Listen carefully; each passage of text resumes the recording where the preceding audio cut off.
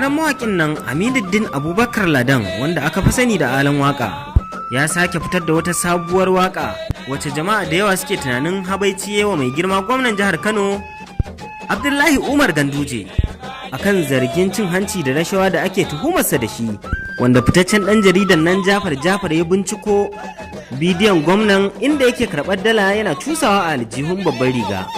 Ga dai waƙar ku saurare ta.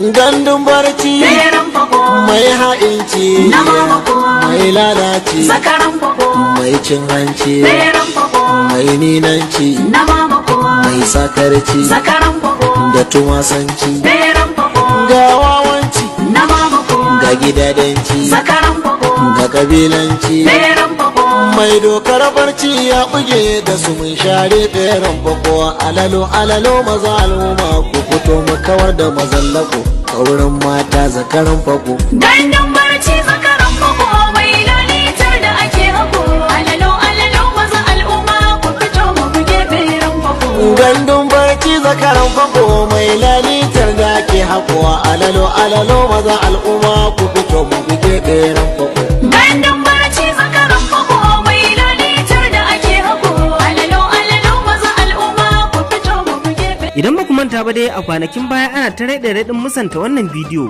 shin na gaskiya ne ko na ƙarya ne? Sai gashi kwatsam hukumar EFCC ta tabbatar da wannan bidiyo na gaskiya ne, kamar yadda fitaccen ɗan jaridan nan Nasiru Salisu Zango na gidan rediyon Freedom ya tabbatar kamar haka. Ana kuma iya cewar ƙarshen tika wai ƙarya ta ƙare bori ya karbo ka. Domin ko hukumar yaƙi da masu yiwa tattalin arziki ta annati ta EFCC ta tabbatar da cewar faifan bidiyon nan da ake ta yama ɗiri da shi dangane da yadda gwamnan Kano Dr. Abdullahi Umar Ganduje yake ta sankama sinkin daloli a cikin ƙarƙashin babbar rigarsa na gaskiya ne. Hukumar ta EFCC ta ce ko kaɗan babu wani siddabar ko ɗungushe ko kuma ƙoƙarin yin kulonin a cikin wancan bidiyo, illa dai kawai tabbas gwamnan ne da kansa yake karɓar dalolin yana murmushi. Rahotanni sun bayyana cewar EFCC ce ke da gangariyar ɗakin binciken kwakwaf da yi wa hotuna kallon ƙuralla mafi inganci a faɗin Najeriya. Kuma hukumar ce ta ɗora wancan faifan bidiyo bisa ma'aunin bincike da gwaje-gwajen fasahar zamani, inda aka gano tabbas hakikatan wancan bidiyo babu ko tantama a cikinsa. Don haka hukumar ta ce babu makawa gwamnan ya karɓi waccan dala da ake zargin rashawa ce yake karɓa. Sai dai kuma alamomi na nuna cewar zai yi wuya a samu sukunin bincikar Ganduje tare da gurfanar da shi a gaban kuliya saboda wannan batu, duba da dalilai na siyasa da ake ganin yunkurin yin wani abu na iya kawo na kasu da yunkurin samun nasarar shugaba Buhari a jihar Kano. Wata majiya daga hukumar EFCC ta ce wannan magana fa ta zargin Ganduje magana ce da za a iya cewar matacciya ce, domin duk da cewar zargin yayi karfi a kansa da kuma batun cewar faifan bidiyon tabbatacce ne, to fa idan har ya ci zaɓe dole ya ci gaba da zama akan mulki har shekarar 2023, kuma can din ma yiwuwar ɗaukar mataki a kansa sai dai fa idan wata jam'iyyar ce ta girka gwamnati, domin za a ci gaba da bashi kariya tunda dai dan jam'iyya mai mulki wacce duk wanda ya karbi shahadarta tamkar ya sami walittaka ne. Majiyar ta ce ai duk mai hankali idan ya saurari martanin Buhari akan wannan bidiyo ya je da shugaba Buharin da bakinsa na salati yake mamakin mai yasa Gandujan ba zai aiki wani ya karba masa wacce rashawa ba, sai dai ya je da kansa ya karba yadin biyadin yana murmushi. To mai sauraro a nan za mu jingine wannan magana ta batun dalar Ganduje da kuma matakin da EFCC ta fara ɗauka a kai, sai dai kuma za mu ji ta bakin masana shin me abu na gaba.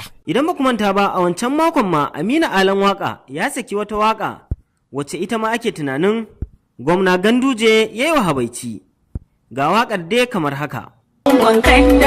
Mu ne tushen siyasa a arewaci, mu ne samfur na adalci arewaci, babu hali ai mana wannan ha'inci ko an kai ha maza ha mata a ce sai an sauyin gari kowa ya gani. Ya jama'ar al'ummar Kano, wannan hanya ta hannun hauni akwai kaya da kamborai a cikinta har ma da tuddai. Jirkita barin damarka ka ɗauki gwadabe marashin kaya da kamborai don mutuncin kanka da na 'ya'yanka, mutuncin jiharka da na ƙasarka. Ka zaɓi gwaninka, ƙyale na gwanaye da agwanaye 'yan bani na iya. Zaɓen 2019 banda mai abin kunya a gindi. Mai dalle mai dala angon kandala, jagoran wawura mai halin guda. Cin hanci rashawa Allah ka gani, ba zan zaɓe shi ba don gona gani.